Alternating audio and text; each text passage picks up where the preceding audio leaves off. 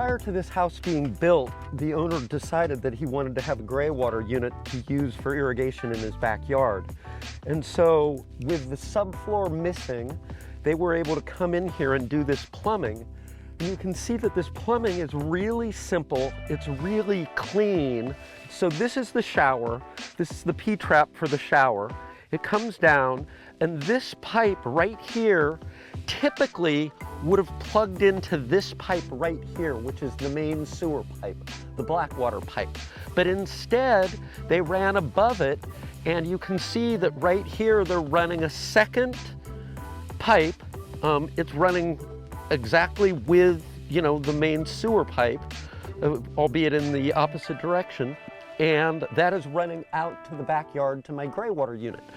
This is very easy to do. The only thing that's been added is this one pipe over here.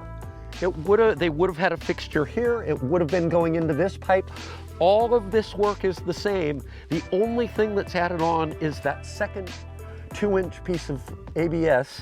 That's just a minimal amount of work. I think that we're probably underneath a $3 million home, and if they added $5,000 more, I would be surprised to give themselves the opportunity, if they wanted, to have a Greywater unit.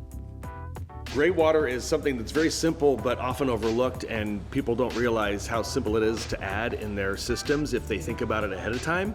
Oftentimes it's brought up after the fact, which makes it a lot more difficult, but if you can attack it at the beginning, it's a few extra hours of a plumber's time, a little bit of extra piping, and it's so much simpler to do it in advance rather than trying to retrofit this into an existing house. It's a great option, especially with the future of water is so uncertain. Over time, it will become a more commonplace thing to add, but certainly right now it's an opportunity to get ahead of the curve and put this in when it's, again, at the beginning of a construction project rather than afterwards. Luckily here, this homeowner was forward thinking and wanted it from the get-go, and so we were happy to oblige, and it was very easy.